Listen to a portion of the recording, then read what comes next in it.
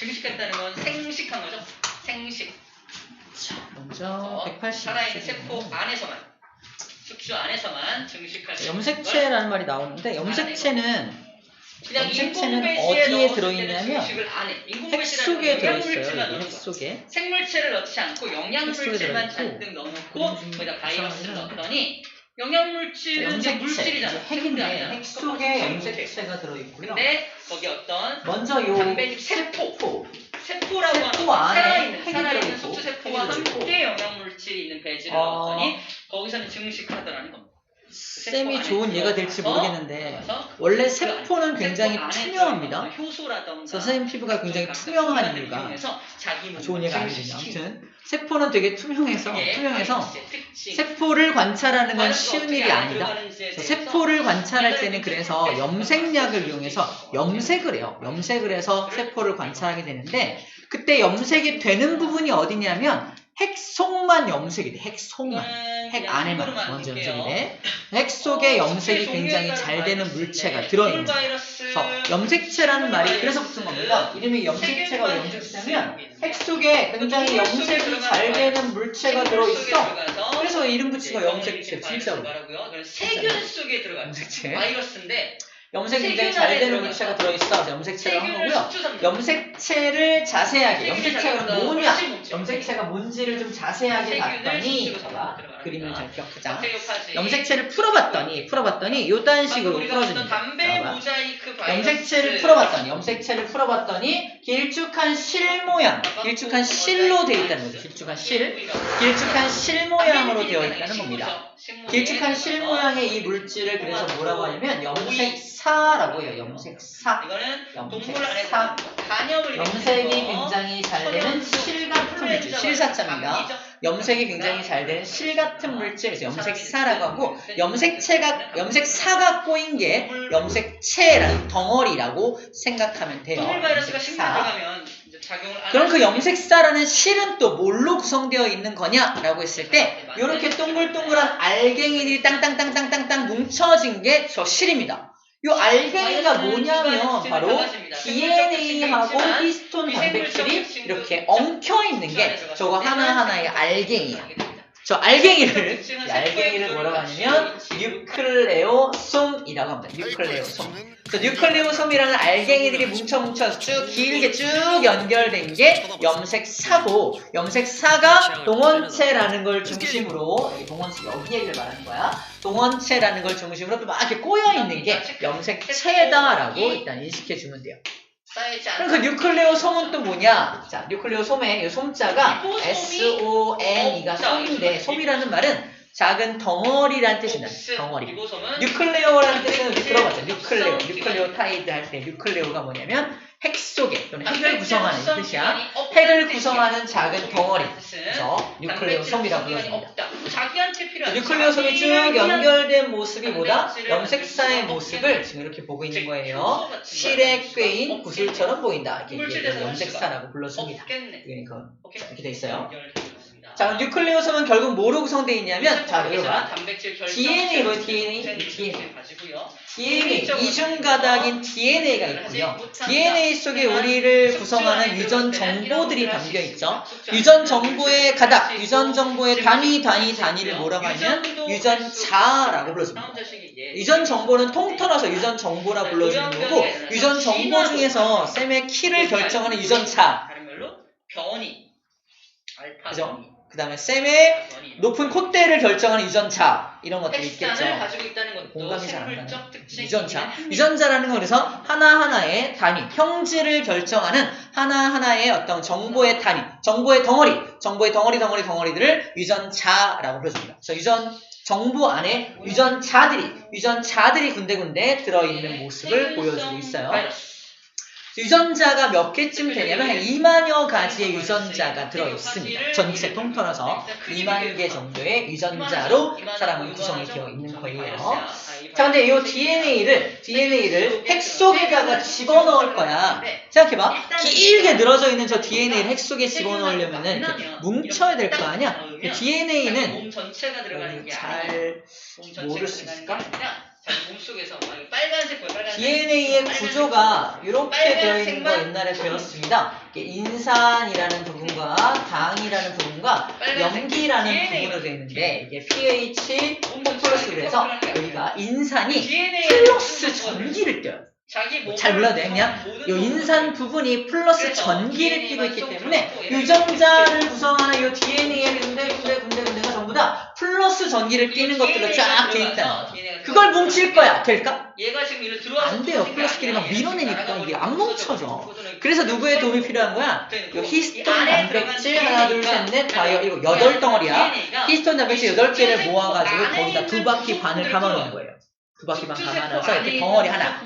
히스톤 단백질 준비한 다음에 또 2바퀴 감아서 덩어리 하나. 덩어리 만들어서 이렇게 뭉친 겁니다. 뭉쳐서 만들어 놓은 게 바로 염색사가 되는 거고 염색사가 또 꼬여서 염색체가 됩니다. 정리하면 결국 염색체는 뭐다? DNA예요. DNA. 그 DNA를 꼬아놓기 위해서 히스톤 단백질의 도움을 받고 있는 것 뿐입니다. 이해됩니까? 결국 염색체는 DNA야. DNA입니다. 퍼져 나간 게 또 이제 무생물처럼 있다가 또 다른 세균과 곧 배우겠지만 이 염색체는 아무 때나 관찰할 수 있는 게 아니라 이렇게 분열 중인 세포에서만 관찰이 가능합니다. 평상시에는 분열하지 않는 세포인 평상시 세포한테는 염색사의 형태, 흩어져 있는, 풀어져 있는 형태로만 관찰이 돼요. 이렇게 풀어져 있는 형태로 관찰이 되다가 이제 분열을 막 할 때만 염색체의 모습으로 관찰이 되게 됩니다. 곧 또 다 보입니다. 오늘 배운 건 이 DNA, 염색체의 정체에 대해서 지금 본 거야. 염색체란 이런 걸 염색체라고 해. 자, 요 실험은 유전 정보에 대한 부분 또 배울 거니까 이건 패스하도록 할게요. 유전 염색체가 뭔지에 대해서 먼저 알아보았습니다. 됐네요. 써있긴 한데 여러분들 주사로 쓸게요. 이게 화성 토양에 생명체가 존재하는지 DNA의 구조는 옛날에 공부했던 부분인데 잠깐 볼게요. DNA는 이중나선 구조로 되어 있고 각 나선의 구조를 가지고 있을 때 안쪽에 염기를 보호하고 있고 바깥쪽에 인산하고 당 부분이 염기를 보호하기 위해서 이렇게 테두리로 안쪽에 염기를 보호하고 있는 그런 구조로 되어 있어요. 그래서 인산당 쪽을 골격, 인산하고 당 합쳐서 골격을 만든다 라고 표현합니다. 인산당 골격이라고 불러주고요.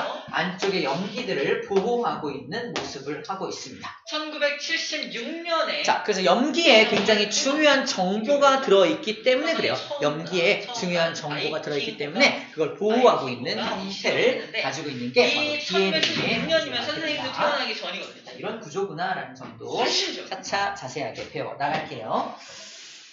자, 그 다음에 사람의 염색체로 바로 갈게요. 사람의 염색체. 마이팅호를 신기한 게 있는데 화성으로 보내기 전에 사람들한테 봐봐. 우리가 어떤 건축물, 세계적으로 어떤 커다란 건축물을 만들 실험에 때 대한 제안을 해보라고 쌤과 같은 비전문가가 건축물을 만들 거야. 화성에 아무 생명체가 설계도 없이 만들 수 없습니다. 설계도가 꼭 필요해요. 설계도를 보고서 몇 cm로 잘라야 되고 두께가 이런 거 다 계산해서 재료도 사와야 되고 그럴 거 아니야. 설계도라는 게 필요하다는 거야. 약간 모식적으로, 약간 비유적으로 말하는 거야. 그래서 사람도 이렇게 되게 굉장히 정밀한 기계라고 한다. 사람이.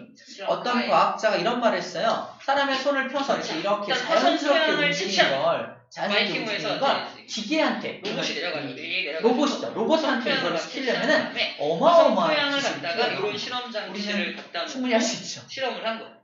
에버랜드가 맨날 실험을 한 겁니다.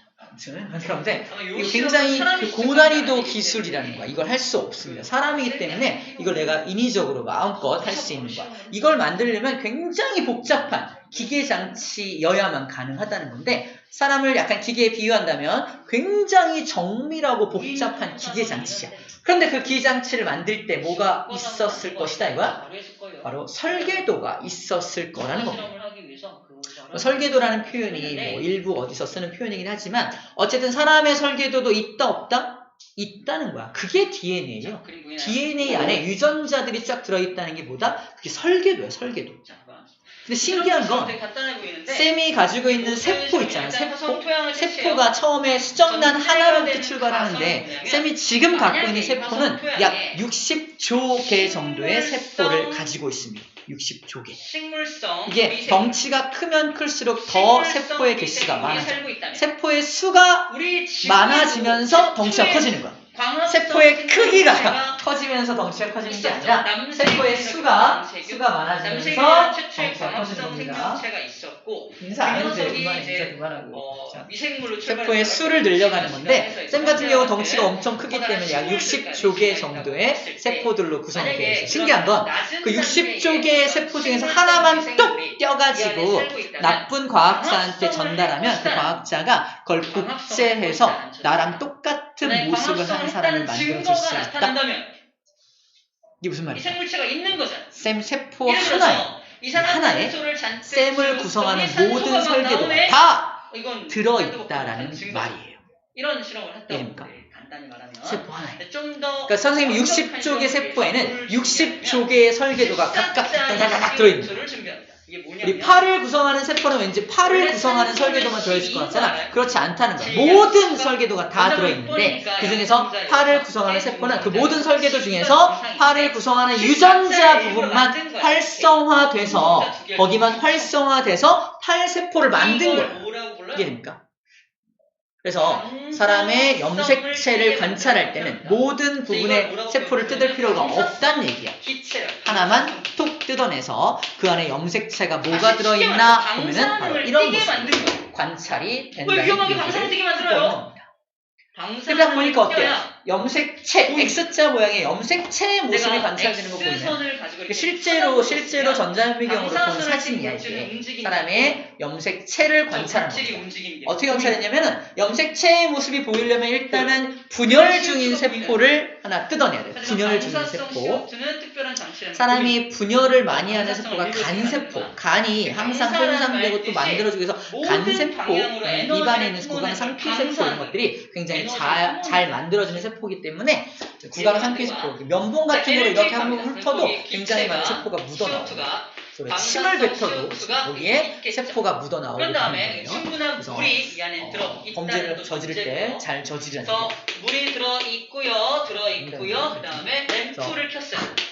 세포 하나에도 자기 모든 염색체가 다 들어있다는 얘기를 하는 거야. 자, 염색체를 그래서 관찰할 때 그 분열 중인 세포 하나를 뜯었다 칩시다. 그 다음에 그 안에 핵 속에 그 분열 중인 세포 안에 있는 핵 속에 염색체들이 쫙 들어있을 텐데 그걸 다 뜯어가지고 다 풀어가지고 크기 순서대로 쫙 나열하는 게 바로 이 모습. 가장 큰 것부터 가장 작은 것까지 쭉 나열하고 마지막에 성을 결정하는 염색체를 마지막에 배치를 한 게 바로 사람의 염색체를 쭉 나열한 겁니다.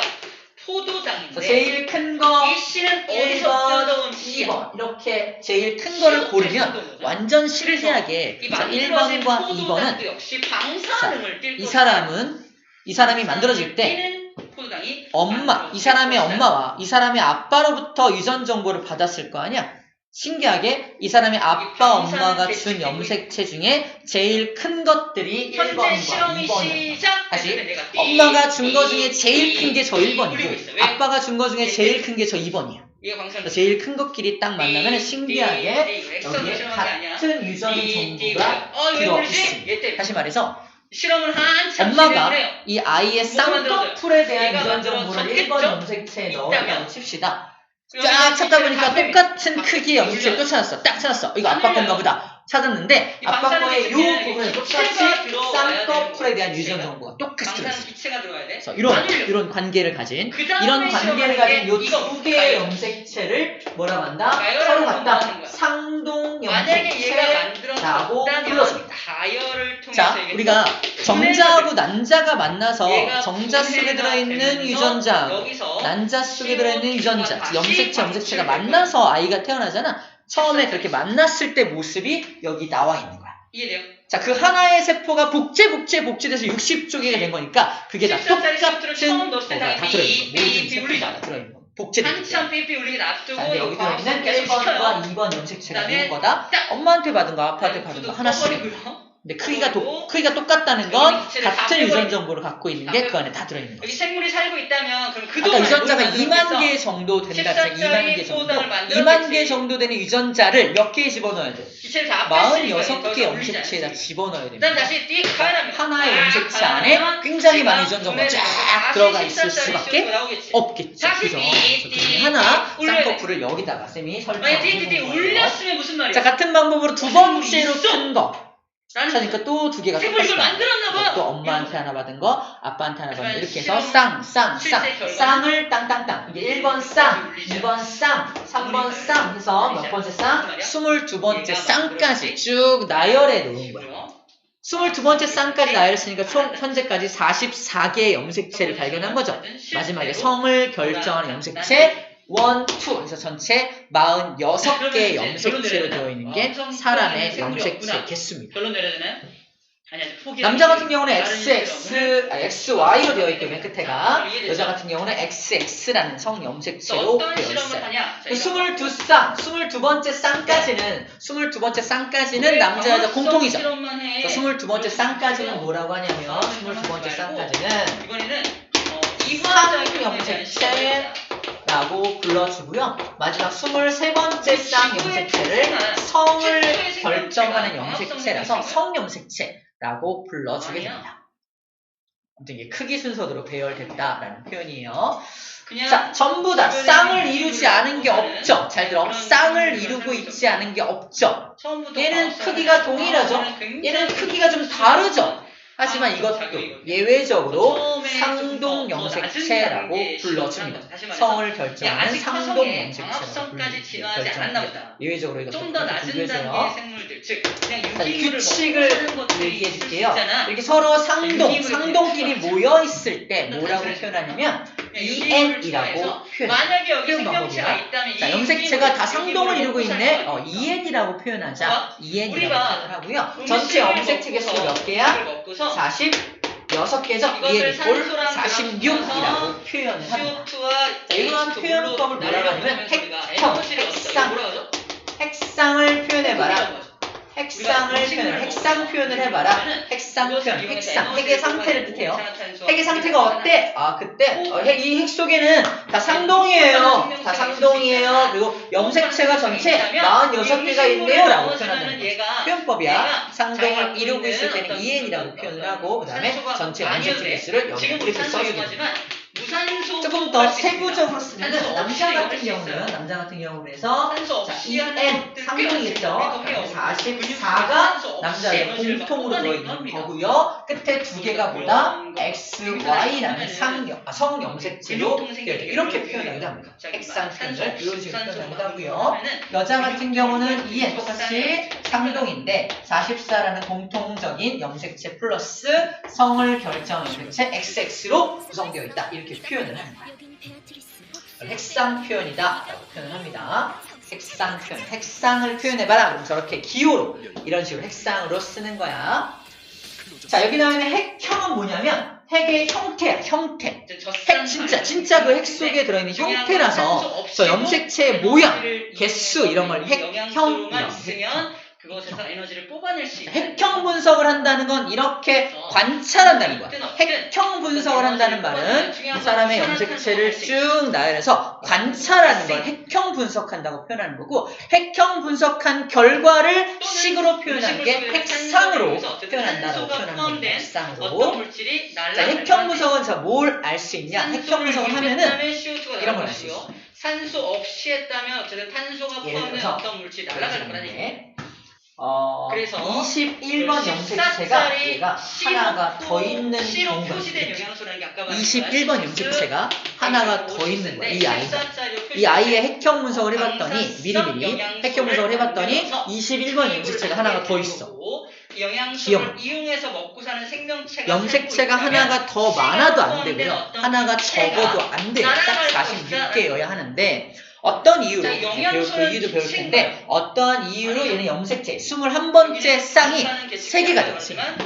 엄마나 아빠 중에 한 명이 두 개를 다 준 거지. 처음에는 전혀 울리지 않아요. 반을 갈라서 하나만 줘야 되는데 두 개를 다 주게 됐어. 생명체가 살고 있다면 이걸 나중에 비분리 현상이라고 배울 텐데 어쨌든 그런 이유로 얘가 하나가 더 많아서 얘 같은 경우는 전부 상동이긴 한데 전체가 47개 돼요. 얘는 이걸 47의 핵상을 가지게 됩니다. 저런 경우에 우리 얘를 뭐라고 진단한다? 다운 증후군입니다 라고 진단합니다. 다운 증후군이 21번 염색체가 3개 있는 거예요. 자, 이렇게 미리 아이, 뱃속에 있는 아이의 핵형을 분석할 수 있다면 아이가 기형한지 아닌지 판단할 수가 있겠죠. 그래서 우리 초음파로 계속 매달 여러분들 선생님이 아기가 4명인 거 알아요? 4명이에요. 그러다 보니까 산부인과에 진짜 많이 갔어요. 산부인과 가면 맨날 초음파로 아이 모습을 관찰하고 그냥 아이 모습 잘 있네요, 잘 노 이게 아니라 괜히 막 센치 재고 발 사이즈 재고 목 둘레 재고 인중 막 이거 길이 재고 이거 길이를 재고 머리 둘레 재고 막 그런 거지 봤더니 다운 증후군 아이의 특징들이 뭐냐면 머리가 커요. 그리고 목이 짧아. 인중이 짧은가? 근데 그래요. 인중, 보통 사람의 모습과 조금 다른 외형을 가지고 있어요. 그래서 그거를 미리 초음파를 통해서 그걸 먼저 분석하는 거예요. 그래서 약간이라도 정상치랑 좀 다르다. 그러면은 정밀 검사를 해보라고 권합니다. 그 정밀 검사가 뭐겠어? 핵형 분석을 해보라고 권합니다. 핵형 분석을 하면 뭐가 필요해? 핵형 분석을 하려면 아이의 세포가 필요하죠. 아이의 세포를 어떻게 얻어? 뱃속에 있는데. 현재 이 공기 속에는 질소 78%, 산소 25%. 양수 검사를 하면 됩니다. 그걸 분석하는 장치. 양수가 뭐냐면 아이가 싼 오줌이다. 몰랐어요. 아이가 엄마로부터 물을 공급받잖아. 오줌을 싸요. 오줌은 지가 싸. 엄마한테 목표를 대신 싸주려고 주는 게 아니라 지가 오줌을 쌉니다. 오줌 싸면 연습도 하는 거야. 아이가 싼 오줌들이 모이고 모여서 이제 양수가 되는 건데 중요한 건 그 오줌을 먹어요. 지가. 이제 먹을 만한 게 왔네. 소화기 계통에 대한 훈련 차원으로 먹었다 검사를 반복합니다. 그러면서 구강상피세포가 양수 속에 들어갑니다. 양수 속에는 아이의 세포가 들어있습니다. 양수 검사를 하면은 아이 세포를 획득할 수 있고 그 획득한 그 세포를 가지고 핵형 분석을 할 수 있습니다. 초음파를 통해서 아이가 어디에 이렇게 쏠려 있는지를 확인해서 반대쪽에 주사바늘을 꽂아요. 주사바늘을 꽂아서 양수를 조금 빼냅니다. 아프겠죠? 그죠? 양수 검사 되게 위험해요. 그래서 함부로 하면 안 되는데 외형적으로 초음파 검사 결과 외형적으로 좀 이상이 있으면 양수 검사를 해서 아이가 기형인지 아닌지를 미리 판단하는 것도 좋은 방법이겠죠. 아이가 태어난다면 불행할 수도 있으니까. 그래서 여러분들 가치관이 어떤지 모르겠지만 우리나라는 법적으로 기형아인 게 확인이 되면은 합법적인 낙태가 가능합니다. 합법적 낙태가 가능하기 때문에 우리 좀 알아서 이렇게 낙태하는 경우가 있어요. 그리고 알면서도 낳는 사람들도 있긴 한데 대부분은 포기하죠. 자, 이렇게 21번에 문제가 있는지 또는 이걸 봅니다. 18번 염색체가 3개인 아이들도 있어요. 18번이 3개면 에드워드 증후군이라는 증후군인데 얘도 마찬가지로 다운 증후군과 흡사한 형태의 기형입니다. 또 어떤 경우이냐면 5번 염색체 일부가 잘려있는 경우 5번 염색체 일부가 잘려서 있는 경우가 있는데 이것도 핵형 분석으로 알 수 있어 없어? 알 수 있어요. 형태를 보는 거니까 잘려있는 거 하나 더 있는 거 이거 알 수 있다니까. 구조적인 이상도 알 수 있고 두 번째 수의 이상도 알 수 있다는 말 하는 거예요. 숫자가 잘못되어 있는지 구조가 이상한지 좀 더 긴지 짧은지도 알 수 있잖아. 그지? 그런 걸 통해서 이제 기형아를 검사하는 거야. 5번 염색체 일부가 잘려있으면 이건 묘성 증후군이라 그래서 아이가 태어나면서 묘성을 내요. 묘성이 뭐죠? 고양이 울음 증후군이에요. 응애 울지 않고 일단 결론부터 말할게요. 항상 강의하듯이 고양이 울음소리를 낸대요 진짜. 이 파트의 이 아이도 오래 못 살아. 5살 이내에 뇌 쪽에 이상이 생겨서 결국 죽는다고 합니다. 그래서 어쨌든 뭐 이런 것들을 이제 염색체 핵형 분석을 통해서 알아낼 때 쓰는 방법이 핵형 분석이라는 얘기예요. 생물의 특성이라는 거에 주목하세요. 좀 해봤습니다. 생물이란 이런 거야 라고 정의하고 있지 않고 대부분 과학은 정의가 나오죠. 비열의 정의는 이런 거야. 그렇죠? 모의 정의는 이래. 근데 이거는 생물의 특성. 잠깐 이거 봅시다.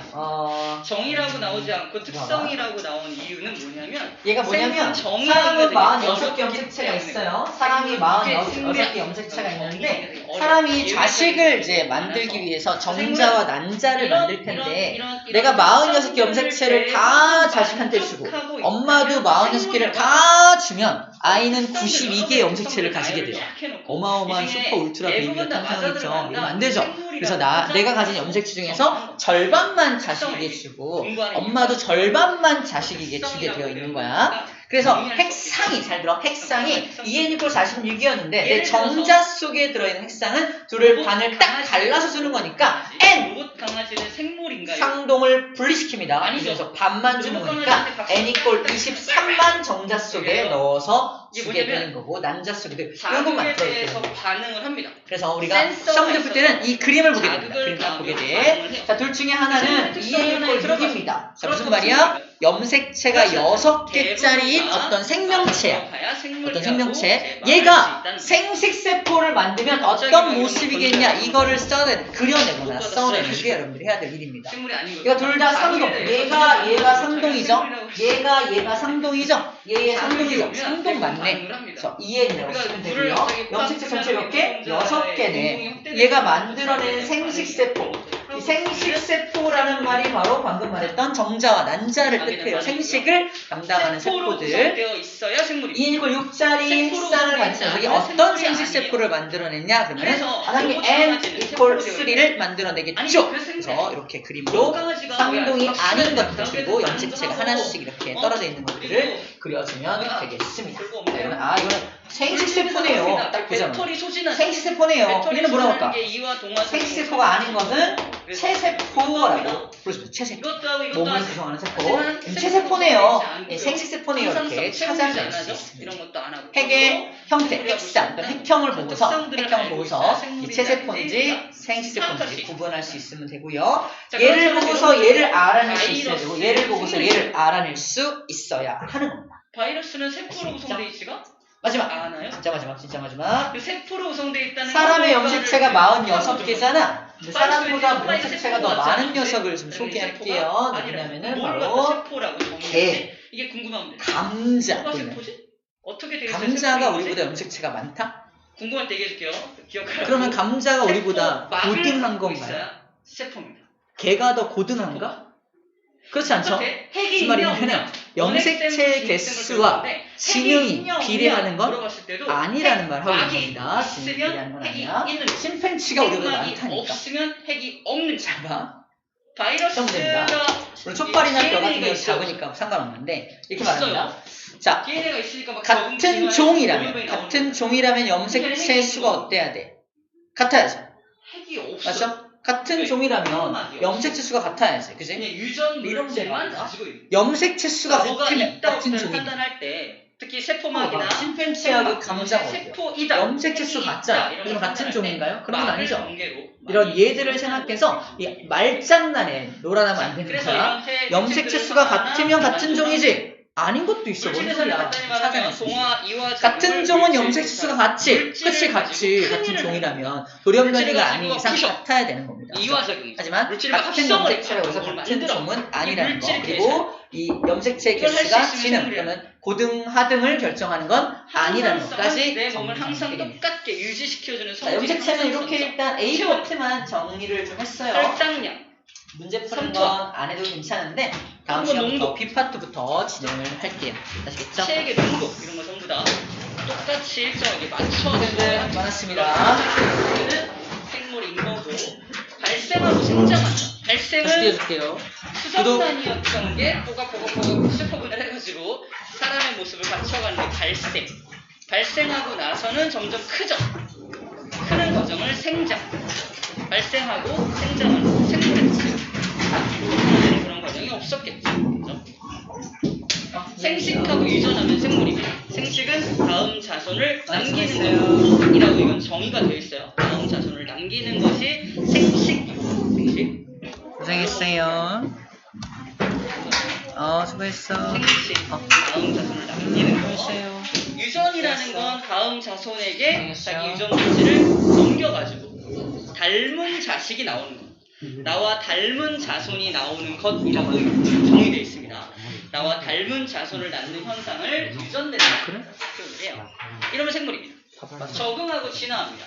생물이 어떤 환경에다가 갖다 놓으면은 갈라파고스 같은 경우에 어떤 환경에 갔더니 여기에는 딱딱한 껍질을 가진 어떤 열매밖에 없어. 거기 사는 핀치새들은 어떻게 적응해요?